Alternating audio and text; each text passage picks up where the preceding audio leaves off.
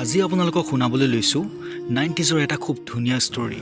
90 দশকৰ সেই ডিচেম্বৰৰ কুঁৱলী ফালি অহা পুৱাবোৰত আমাৰ গাঁৱৰ কেঁচা ৰাস্তাটো বৰ নিৰ্জন হৈ পৰিছিল। কিন্তু নিলয়ৰ বাবে সেই চেঁচা পুৱাবোৰ আছিল আটাইতকৈ উমাল। সি ডিঙিত এখন ঊলৰ মাফলাৰ মেৰিয়াই গাঁৱৰ তিনিআলিৰ বৰগছজোপাৰ তলত থকা বাছ আস্থানতে ৰৈ আছিল। কাৰণ চহৰলৈ যোৱা সেই ৰঙা ৰঙৰ বাছখন আহিব আৰু তাতে আহিব মায়া। মায়াক নিলয়ে বহুত ভাল পায়, কিন্তু আজিলৈকে সি তাৰ মনৰ কথা খুলি মায়াক ক'ব পৰা নাই। অলপ দেৰি পাছতে ৰঙা বাছখন আহিল আৰু নিলয়ে বাছখনত উঠি মায়াৰ কাষতে বহিলে। যোৱা এটা বছৰে নিলয় আৰু মায়াই সদায় একেখন বাছতে কলেজলৈ অহা যোৱা কৰে। বাছখনত যাত্ৰীৰ ভিৰ থাকে, কিন্তু নিলয়ৰ চকু দুটা কেৱল মায়াৰ ওপৰতে থমকি ৰয়।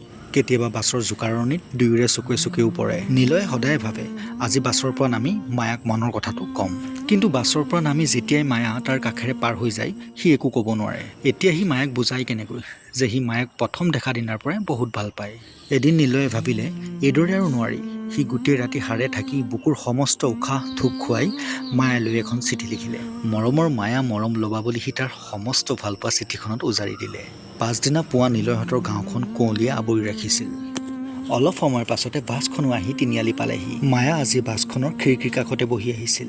নিলয়ে লৰালৰিকৈ বাছখনত উঠি তাইৰ কাষতে বহি নিলয়ৰ ইতিমধ্যে হাত ভৰি কঁপিবলৈ আৰম্ভ কৰিলে, কাৰণ আজি সি তাইক চিঠিখন দিব। আৰু আজি সি ভয়তে তাইৰ লগত বেছি কথাও পতা নাই। যেতিয়া বাছখন কলেজৰ গেটৰ সন্মুখত ৰ'লহি আৰু মায়া বাছৰ পৰা নামিবলৈ ল'লে, তেতিয়া নিলয়ে সাহস গোটাই চিঠিখন তাইৰ হাতত গুজি দিলে। মায়াই একো বুজিব নোৱাৰিলে। তাই আচৰিত হৈ নিলয়লৈ চালে। তাইৰ দুগাল লাজতে সেন্দুৰীয়া হৈ পৰিল আৰু তাই চিঠিখন সযতনে বেগতে ভৰাই থলে। নিলয়ৰ বুকুখনে যেন আজিহে মুক্ত হৈ উশাহ ল'লে। বাছৰ পৰা নামি নিলয়ে ভাবিলে আজি ৰাতি মায়াই চিঠিখন পঢ়িব আৰু কাইলৈ পুৱা তাই লাজে লাজে নিশ্চয় তাক ভাল পাওঁ বুলি ক'ব। নিলয়ে আজি বেছি দেৰি কলেজত নাথাকিল। সি মায়াতকৈ আজি আগতে কলেজৰ পৰা গুচি আহিল। কলা হৈ পৰা শীতৰ ৰাতি সন্ধিয়া হোৱাৰ লগে লগেই গাঁৱত নিশাৰ অন্ধকাৰ নামি আহিল। নিলয়ে নিজৰ কোঠাত বহি কাইলৈ পুৱাৰ সপোনবোৰ গুঠিবলৈ ধৰিলে।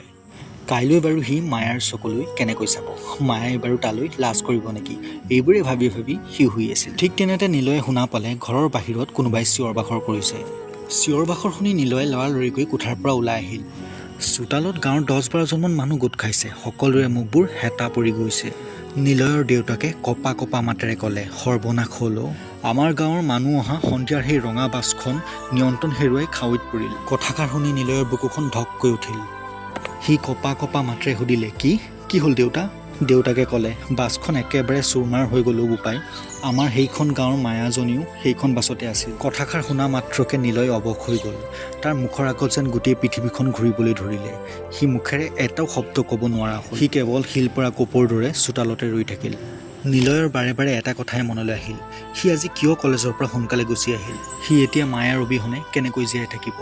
সিও যদি বাছখনত একেলগে আহিল হয়, তেনেহ'লে মায়াৰ লগতে সিও একেলগে মৃত্যুক সাৱটি ল'ব পাৰিল হয়। নিলয়ে শুকাই কান্দি উঠিল। তাৰ চিঠিখন বাৰু মায়াই পঢ়িলেনে? তাকো বাৰু মায়াই ভাল পায়নে? এইবোৰ কথাই তাৰ মনত বাৰে বাৰে খুন্দিয়াই থাকে। সি মনে মনে ভাবিলে সি কেৱল মায়াৰ আৰু গোটেই জীৱন সি মায়াৰে হৈ থাকিব। নিলয়হঁতৰ তিনিআলি হৈ চহৰলৈ যাবলৈ এখন ৰঙা বাছ আজিও আহে। তাত বহুত মানুহ আহে, নাহে কেৱল মায়া।